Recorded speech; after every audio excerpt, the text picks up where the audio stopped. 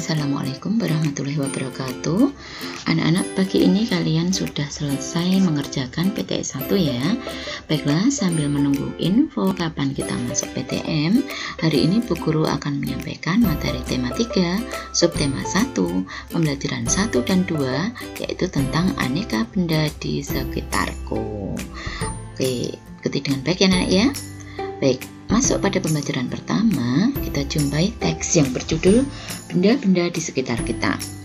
Apakah benda itu? Manusia, hewan, dan tumbuhan merupakan benda. Batu, gelas, dan buku juga benda. Dapatkah kamu melihat perbedaannya? Manusia, hewan, dan tumbuhan merupakan benda hidup. Kenapa dikatakan sebagai benda hidup, anak-anak? Karena manusia, hewan, dan tumbuhan memiliki ciri-ciri makhluk hidup ya, seperti materi yang kita pelajari sebelum tema 3 ya, bahwa makhluk hidup memiliki ciri diantaranya apa anak-anak? Tumbuh, berkembang biak, membutuhkan makanan, bernapas, dan lain-lain ya. Sedangkan ya, batu, gelas, dan buku merupakan benda mati. Kenapa anak-anak? Karena batu, gelas, dan buku tidak memiliki ciri-ciri seperti yang disebutkan Bu Guru tadi. Jadi batu, gelas, dan buku tidak bernapas, tidak berkembang biak, tidak membutuhkan makanan, dan sebagainya ya. Benda adalah segala sesuatu yang menempati ruang dan mempunyai massa. Massa benda diukur dengan cara ditimbang. Manusia, hewan, tumbuhan, batu, dan buku menempati ruang. Benda-benda itu juga dapat ditimbang. Bagaimana membedakan benda dengan bukan benda? Apakah cahaya termasuk benda? Bagaimana dengan panas? Nah, cahaya dan panas bukanlah benda anak-anak. Cahaya dan panas tidak menempati ruangan. Cahaya dan panas tidak dapat ditimbang. Jadi tahu bedanya ya anak-anak ya. Oke. Ini ditampilkan Bu Guru beberapa gambar di sini ya. Baik, jadi tadi yang merupakan benda itu yang bisa ditimbang dan menempati ruangan. Coba kalau di antara yang ditampilkan Bu Guru ini, mana yang bukan benda anak-anak ya, yang tidak bisa ditimbang dan tidak menempati ruangan. Kira-kira mana ya? Oke, api unggun jelas bukan benda ya nak ya. Ini tidak bisa ditimbang ya. Benda maksudnya Bu Guru, panasnya itu tidak bisa ditimbang. Kemudian cahaya lampu ya tidak merupakan benda karena tidak bisa ditimbang ya. Kemudian suara juga bukan benda. Jadi yang selain di silang Bu Guru ini, minyak goreng, ember, es, balon, hewan, kemudian radio, ini termasuk benda. Nah, kamu sudah dapat membedakan benda dan bukan benda. Perhatikanlah benda-benda di sekelilingmu. Benda-benda mempunyai warna, bentuk, dan ukuran tersendiri. Benda-benda dapat dikelompokkan berdasarkan sifat fisiknya. Sifat fisik benda misalnya warna, bentuk, kekuatan, wujud, atau ukurannya. Baiklah, untuk ukuran benda ya, benda yang ada di sekitar kita itu mempunyai beragam ukuran anak-anak. Ada yang besar, ada yang kecil, ada yang panjang, dan ada yang pendek. Ini contoh-contohnya ya, ukurannya berbeda-beda. Kemudian dari bentuk, kita lihat dari bentuknya saja, benda-benda itu beraneka ragam bentuk ya. Dari yang ditampilkan Bu Guru ini bola bentuknya bulat ya. Dia merupakan bukan benda bangun datar, tapi dia merupakan bangun ruang. Kemudian seperti ini bentuknya apa anak? Bentuknya segitiga ya. Ini permukaan dompet ini bentuknya persegi panjang ya. Kalau ini bentuknya bangun ruang ya, tapi berbentuk seperti ini. Jadi masing-masing benda memiliki bentuk yang berbeda-beda ya. Ini ada papan catur ya, bentuknya persegi ya, seperti ini anak-anak. Jadi memiliki bentuk yang berbeda-beda. Kemudian dari segi warna, benda juga mempunyai beragam warna. Ada yang berwarna biru, ada yang berwarna bening ya, kemudian ada yang berwarna ungu. Kemudian kalau pensil warna beraneka ragam warnanya ya, seperti itu. Pernahkah kamu lihat benda-benda seperti ini anak-anak? Ini ya, seperti yang ditampilkan Bu Guru ini penggaris, kemudian ini meteran pita, kemudian ini meteran roll, kemudian ini meteran saku. Nah, benda-benda di atas merupakan kelompok dari keanekaragaman jenis benda. Benda-benda di atas dikelompokkan menurut fungsinya, yaitu alat untuk mengukur. Coba kita lihat satu persatu. Kalau penggaris itu biasa kalian gunakan ya untuk membuat garis atau mungkin untuk menggambar sesuatu ya. Kemudian meteran pita biasanya dipakai oleh para penjahit baju ya anak-anak ya. Ini untuk mengukur panjang baju, untuk mengukur lingkar pinggang dan seterusnya ya. Kemudian meteran roll ini biasanya digunakan untuk mengukur panjang halaman rumah ya atau panjang pekarangan, itu biasanya menggunakan meteran roll. Dan meteran saku biasanya untuk digunakan untuk mengukur panjang meja atau mungkin panjang kayu ya, biasanya dipakai untuk tukang kayu ya, seperti ini. Jadi mereka mempunyai fungsi yang berbeda-beda walaupun sama sebagai untuk alat ukur ya. Setiap alat ukur itu mempunyai satuan. Perhatikan satuan pada alat ukur di bawah ini. Berikut ini ya. Penggaris ya. Di sini penggaris itu kita satuannya adalah sentimeter ya. Nah, dikatakan 1 cm itu yang bagaimana, Bu? Jarak 1 cm itu dari 0 ke 1, ini ya anak ya. Ini 1 cm, 1 ke 2 ini juga 1 cm, dan seterusnya. Jadi, ini masing-masing memiliki jarak 1 cm gitu. Satuan yang dipakai penggaris cm. Kemudian, bisakah kalian mencari satuan ukur yang lain, anak-anak? Alat ukur yang lain satuannya apa? Nah, nanti di subtema selanjutnya akan kita pelajari lebih lanjut. Misalnya ada kilometer, hektometer, dan seterusnya ya. Baiklah anak-anak, di halaman 7 kita jumpai beberapa latihan soal ya. Ini terkait pengukuran panjang benda. Nah, dicontohkan Bu Guru nomor 1 ya. Nomor 1 ini cara kita mengukur panjang penghapus ini, titik 0 pada penggaris biasanya berada di ujung paling kiri ya anak ya. Itu kita himpitkan pada penghapus yang paling kiri ya. Ujung paling kiri dihimpitkan dengan angka 0. Kemudian angka yang ditunjuk di ujung kanan itulah hasil pengukurannya. Jadi panjang penghapus ini berapa anak-anak? 3 cm.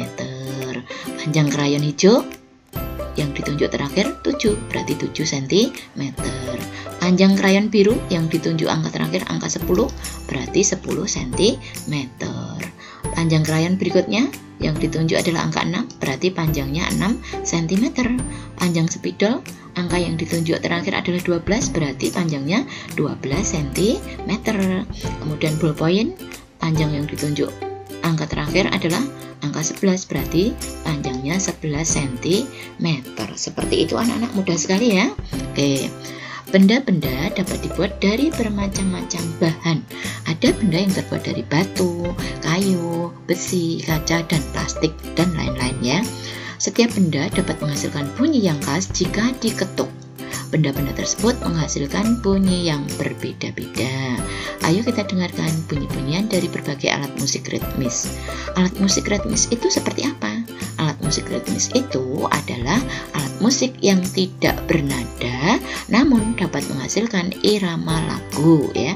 Ada berbagai macam alat musik ritmis. Berikut ini beberapa contoh alat musik ritmis. Nah, ini anak-anak apa namanya? Kendang, kemudian ada triangle, ada marakas, ada tamborin, dan ada kastanyet. Kendang bagaimana cara memainkannya? Dengan cara ditepuk ya, ditepuk dengan tangan biasanya. Kemudian kalau triangle biasanya dipukul dengan alat. Nah, ini misalkan setik ya, ini bisa digunakan untuk memukul triangle-nya ini. Kemudian marakas dan tamborin biasanya digoyang-goyangkan ya, cukup digoyang-goyangkan saja. Kemudian untuk kastanyet ini biasanya tangan kiri memegang maksudnya Bu Guru, tangan kiri memegang kastanyet, kemudian tangan kanan menepuk-nepuknya ya, menepuk tangan yang memegang kastanyet itu. Seperti itu anak-anak. Nah, di sini kita akan berlatih memukul pola ketukan berirama menggunakan simbol berikut ya. Sebelumnya Bu Guru jelaskan, untuk K itu adalah kuat, M sedang ya, ketukannya sedang, kemudian L ketukan lemah. Bu Guru akan mencoba mencontohkan yang nomor 1 misalkan ya. Ini kuat. sedang, kuat, sedang, kuat, sedang. Ya, dengarkan baik-baik ya. Coba kalau kuat berarti Bu Guru nanti mengetuknya dengan cara kuat.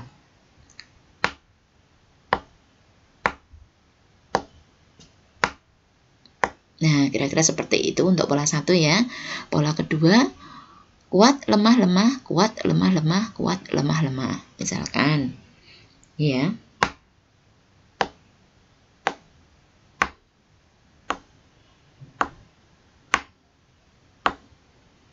Nah, seperti itu. Nanti untuk pola ketiga bisa kalian coba sendiri di rumah ya, Nak ya. Oke, di halaman 11 kita jumpai lagu yang berjudul Teka-teki ciptaan Ibu Sud. Bagaimana menyanyinya Bu Guru? Oke, ikuti dengan baik ya.